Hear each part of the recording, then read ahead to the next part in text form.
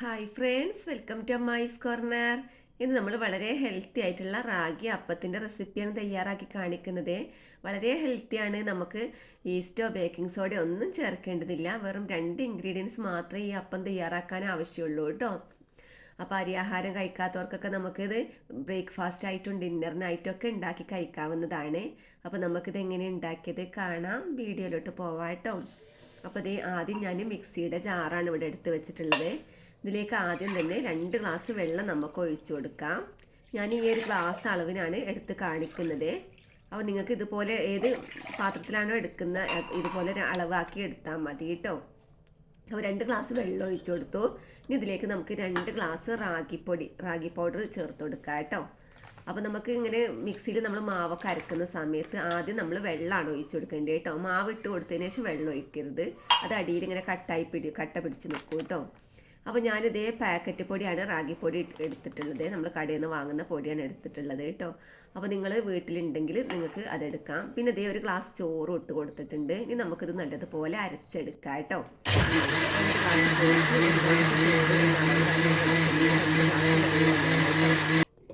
അപ്പോൾ ഇതേ നന്നായി അരച്ചെടുത്തിട്ടുണ്ട്. ഇനി നമുക്കിതിലേക്ക് ആവശ്യത്തിനുള്ള ഉപ്പ് നമുക്ക് ചേർത്ത് കൊടുക്കാം.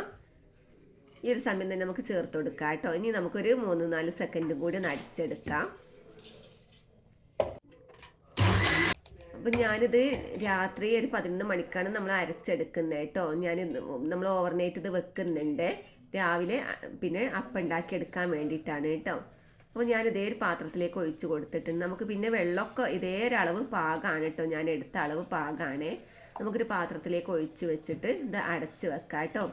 പിന്നെ നമുക്ക് രാവിലെ ഇത് ചുട്ടെടുക്കാം. അപ്പോൾ ഇതേ പിറ്റേ ദിവസം രാവിലെ ഒരു 6 മണി സമയത്താണ് ഞാനിത് ചുട്ടെടുക്കുന്നത്. അപ്പോൾ ഇത് പൊങ്ങി വരുമൊന്നുമില്ല.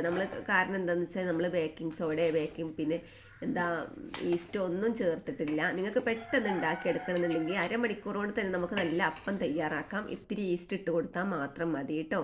അപ്പോൾ ഞാൻ അതൊന്നും ചേർക്കാതെ അങ്ങ് ഉണ്ടാക്കുന്നത് കാണിക്കാന്നുള്ളേ. ഞാനിതിലേക്ക് പ്രത്യേകിച്ച് കറിയൊന്നും ഉണ്ടാക്കുന്നില്ല. അതുകൊണ്ട് തന്നെ ഇത്തിരി ക്യാരറ്റ് വെജിറ്റബിൾസ് ആഡ് ചെയ്യുന്നുണ്ട് ഇതിലേക്ക് തന്നെ കേട്ടോ. പിന്നെ ക്യാരറ്റ്, സവാള, പച്ചമുളക്, ഇത് പിന്നെ ഇതിലേക്ക് ഒരു നുള്ള ഉപ്പും ചേർത്ത് കൊടുക്കുന്നുണ്ട്. നമ്മൾ മാവിൽ ഉപ്പ് ഇട്ടതാണ്. പക്ഷേ നമ്മൾ ഈ വെജിറ്റബിൾസും കൂടി ആഡ് ചെയ്യുമ്പം ഉപ്പിൻ്റെ കുറവ് ഉണ്ടാകണ്ടെന്ന് വിചാരിച്ചിട്ട് നമ്മൾ ഇത്തിരി ഉപ്പും കൂടി ചേർത്ത് മിക്സ് ചെയ്തിട്ട് ഈ മാവിലേക്ക് അങ്ങ് ഇട്ട് കൊടുക്കുന്നുണ്ട് കേട്ടോ. അപ്പോൾ ഞാൻ കറി ഉണ്ടാക്കാൻ മടിച്ചിട്ടാണ് ഇതിങ്ങനെ ചേർക്കുന്നത്. അപ്പോൾ ഇതുണ്ടാകുമ്പോൾ കറീൻ്റെ ഒരു ആവശ്യമില്ല എന്ന് വിചാരിച്ചിട്ടാണ് കേട്ടോ. പക്ഷെ നമുക്ക് കറിയും കൂട്ടി കഴിക്കാൻ തന്നെയാണ് ഏറ്റവും ടേസ്റ്റ്. നല്ല കുറുകിയ എന്തെങ്കിലും റോസ്റ്റ് ആയിട്ടുള്ള മുട്ട റോസ്റ്റോ അതുപോലെ ചിക്കൻ കറിയോ ബീഫ് കറിയോ അങ്ങനത്തൊക്കെ കൂട്ടി കഴിക്കാൻ തന്നെ ഏറ്റവും ടേസ്റ്റ് കേട്ടോ. അപ്പോൾ നമുക്ക് പെട്ടെന്ന് നമ്മൾ സാധാരണ അരിയാഹാരം ഇങ്ങനത്തെ നമ്മൾ റാഗി കൊണ്ടെന്നുള്ള അപ്പം നമ്മൾ സാധാരണ കഴിക്കാത്തവരല്ലേ. നമ്മൾ സാധാരണ ഏറ്റവും കൂടുതൽ അരിയാഹാരം കഴിക്കുന്നവരാണല്ലോ. അതുകൊണ്ട് തന്നെ ഇങ്ങനത്തെ എന്തെങ്കിലും നല്ല കറി ഉണ്ടെങ്കിൽ തന്നെ നല്ല വേഗത്തിൽ ഇത് കഴിക്കാൻ പറ്റുള്ളൂ കേട്ടോ. നല്ല ടേസ്റ്റാണ് കേട്ടോ. ഇങ്ങനത്തെ കറിയൊക്കെ ഉണ്ടെങ്കിൽ നമുക്ക് പിന്നെ ഇത്രയും കഴിക്കാൻ തോന്നും. അപ്പം നമുക്കിത് ചുട്ടെടുക്കാം. ഞാൻ പാൻ അടുപ്പത്ത് വെച്ചിട്ടുണ്ട്. പിന്നെ നമുക്ക് ഓരോ തവ ഇതിലേക്ക് ഒഴിച്ചു കൊടുക്കാം കേട്ടോ.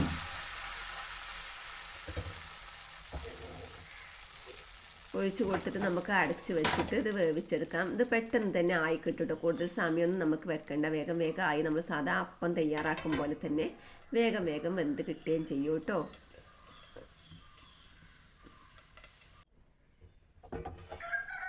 അപ്പോൾ ഇതേ ആദ്യം ഒഴിച്ചു കൊടുത്തത് തയ്യാറായിട്ടുണ്ട് കണ്ടോ. നല്ലതുപോലെ ഓട്ടോട്ടായി നല്ല പൊങ്ങി വന്നിട്ടുണ്ട്. നല്ല സോഫ്റ്റാണ് കേട്ടോ. നമുക്ക് എത്ര സമയം വെച്ചാലും ഒന്നും ആവില്ല. നല്ല സോഫ്റ്റായിട്ട് തന്നെ നിൽക്കും. ഒട്ടും ഉറപ്പൊന്നും ഉണ്ടാവില്ല കേട്ടോ. അപ്പോൾ ഇതുപോലെ നമുക്ക് ഓരോ തവ ഒഴിച്ചു കൊടുത്തിട്ട് ഇങ്ങനെ വേവിച്ചെടുക്കാം കേട്ടോ.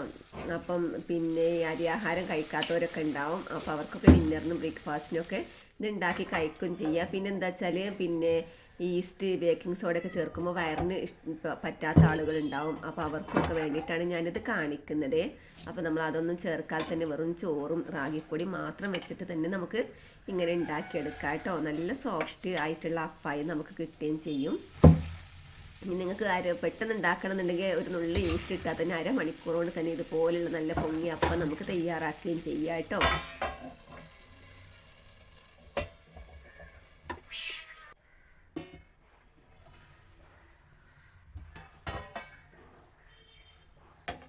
നമുക്കിത് ആദ്യം മുതൽ അവസാനം വരെ ഫുള്ള് മുഴുവനും നല്ലതുപോലെ നന്നായി കിട്ടും. ഇപ്പോൾ അതേ നമ്മുടെ അപ്പമൊക്കെ തയ്യാറായിട്ടുണ്ട്. മുഴുവനും നല്ലതുപോലെ നല്ല ഓട്ടോട്ടായിട്ട് വന്നിട്ടുണ്ട്, കണ്ടോ.